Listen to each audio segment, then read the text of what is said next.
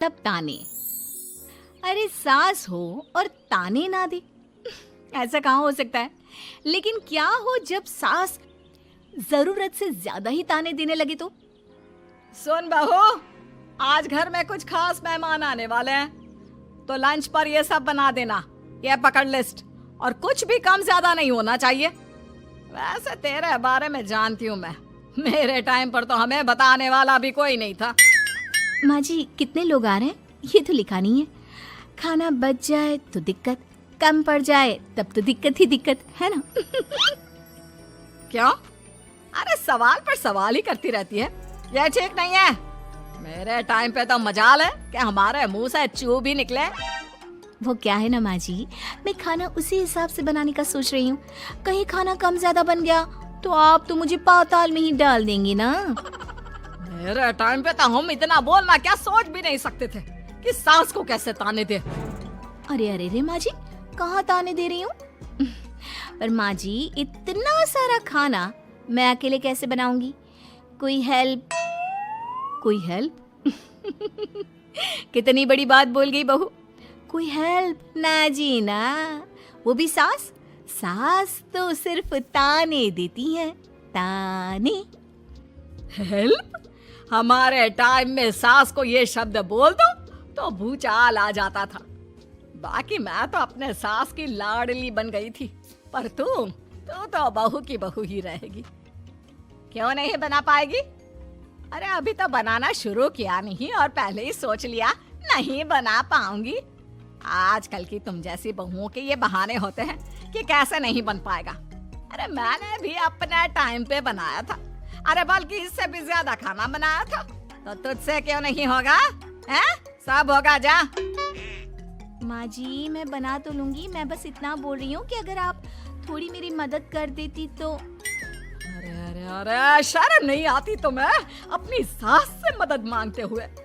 हमने अपने टाइम पर कभी अपनी सास से ऐसा नहीं बोला। सच में आजकल की लड़कियां तो बहुत ही छुई मुई सी होती हैं। जरा सा काम देखा नहीं कि बस पहले मदद मांगने दौड़ने लगती है। अरे अब ये सब बहाने नहीं चलेंगे। हाँ, जा जाकर खाना बना। हमारे टाइम पर हम ये करते थे, हमारे टाइम पर हम वो करते थे। हाय रे ताने।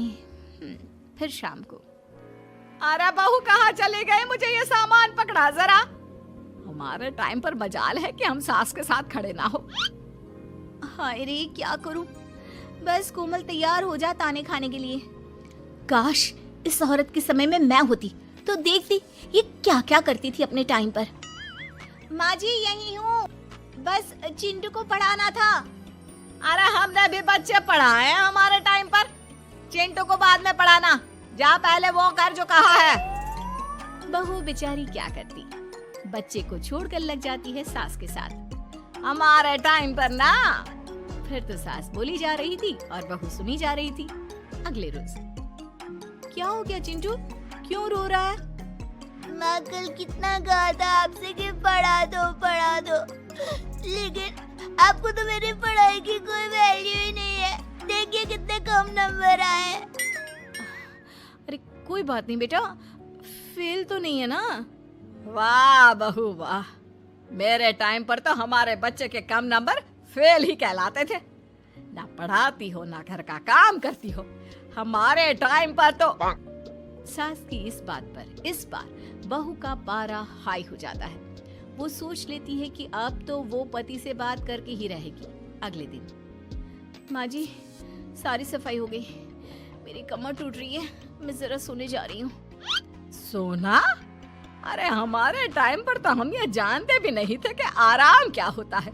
पागल हो गई है क्या? रुक अभी।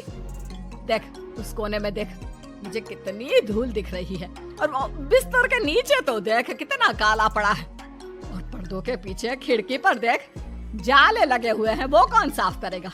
ऐसी सफाई होती है क्या? जा फिर से कर। मैं तो घर में एक दिन का गंदगी नहीं आने देती थी, लेकिन जब से तू आई है घर की हालत ही खस्ता कर दी है। अरे माँ तो तू कहाँ गई? तू भी तो यही है। वैसे माँ मैंने कभी तुझे सफाई करते नहीं देखा। जब से ये आई है न जाने आप में कौन सा सफाई का कीड़ा चला गया है। हाय रे, हमारे टाइम पर तो पति कभी बीवी की तरफ से बोल दे तो समझो घर का बंटवारा, और यह घर तो मेरे ही नाम से है। तो बेटा निकल ले बीवी को लेकर। हमारे टाइम पर तो। अरे कैसी बात कर रही हो माँ, मैं तो बस मजाक कर रहा था। इतनी कम सैलरी में मैं कहाँ अलग रह सकता हूँ। माँ जी प्लीज़, मैंने अभी पूरा घर साफ किया है और इन जालों को झाड़ूंगी तो फिर से पूरी गंदगी हो जाएगी, फिर से सारे घर के झाड़ू। ना माँ जी ना। हमारे टाइम पर तो मैं दिन में 10 बार झाड़ू लगाती थी, हमने नहीं किया है क्या?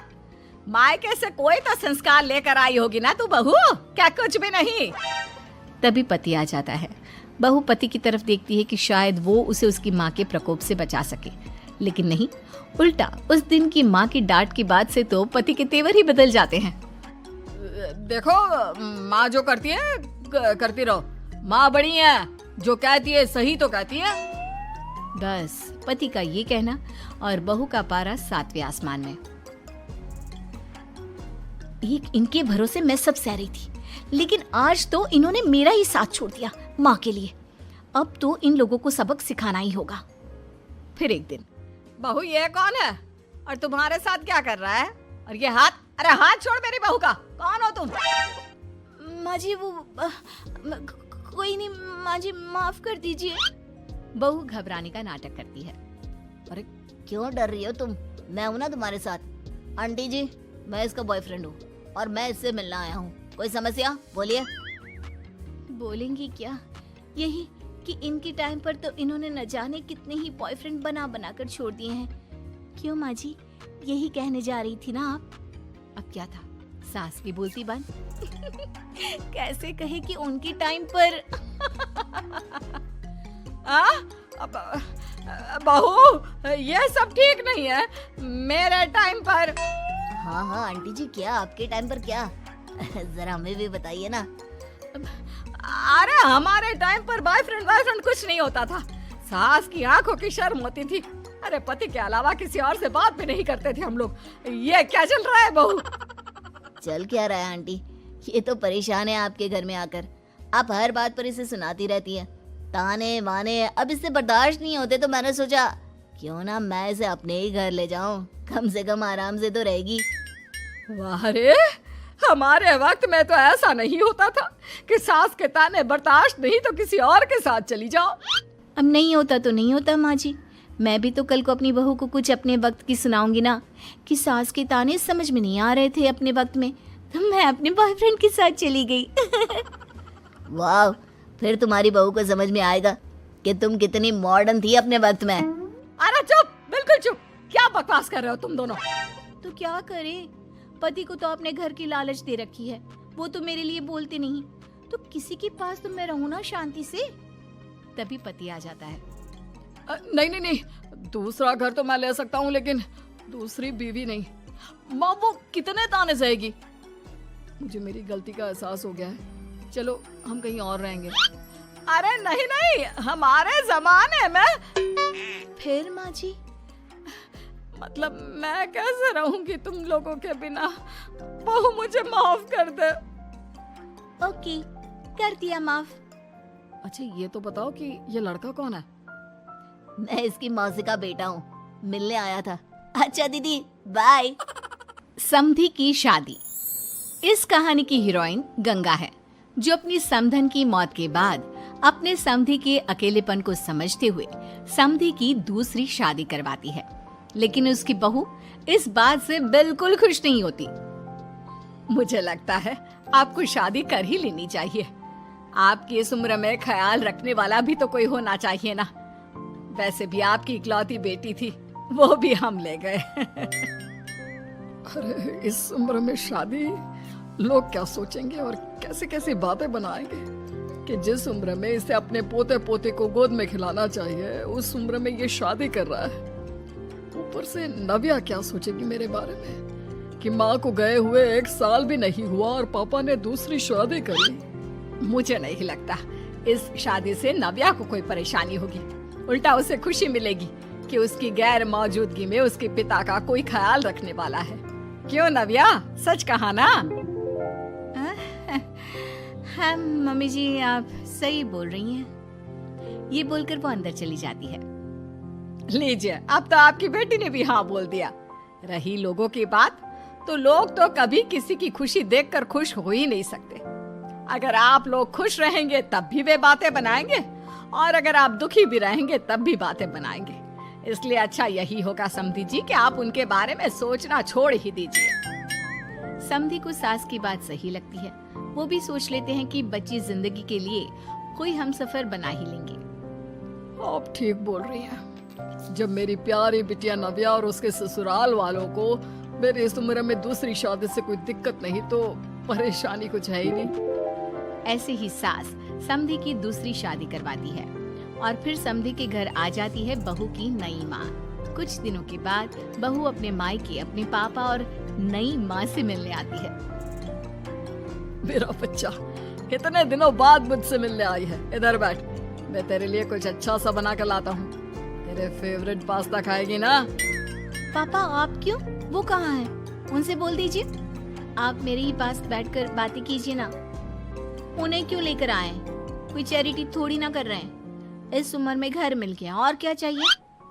तभी नई माँ घर में आती है। बेटी की बात सुन रही होती है और सुनकर बहुत दुखी हो जाती है।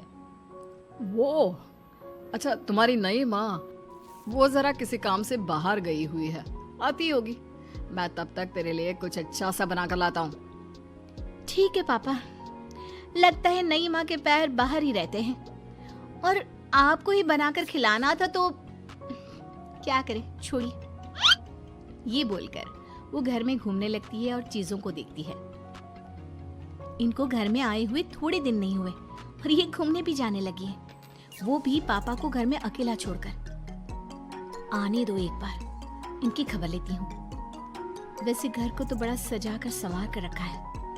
चलो, ये तो खूबी है, कम से कम पापा को साफ कर का शौक भी है। इतने में नई माँ घर में आती है। अरे नव्या बेटा, तुमने पहले बताया होता तो मैं जल्दी घर आ जाती। तुम्हें नहीं पता मुझे तुमसे कितनी सारी बातें करनी है। कैसी हो बेटी? बेटी? हाँ, वैसे अब तो मैं आपकी बेटी हो ही गई हूँ, ना चाहते हुए भी। खैर, आप गई कहाँ थी? शादी हुए कुछ दिन भी नहीं हुए और आपने घूमने जाना भी शुरू कर दिया। पापा का ख्याल रखने के लिए शादी करवाई है आपकी, जानती है ना? नव्या, ये तुम क्या बोल रही हो? मैं कहीं घूमने नहीं बल्कि एक दोस्त से मिलने गई थी। उसकी तबीयत थोड़ी ठीक नहीं, इसलिए वो क्या है ना, शादी के चलते उससे मिलना नहीं हो पाया, तो आज चली गई। अच्छा, वो भी पापा को यूं घर पे अकेला छोड़कर? आपके लिए आपका ये परिवार ज्यादा जरूरी है या आपकी दोस्त? देखिए, ये ठीक नहीं है। इतने में पिता आ जाते हैं।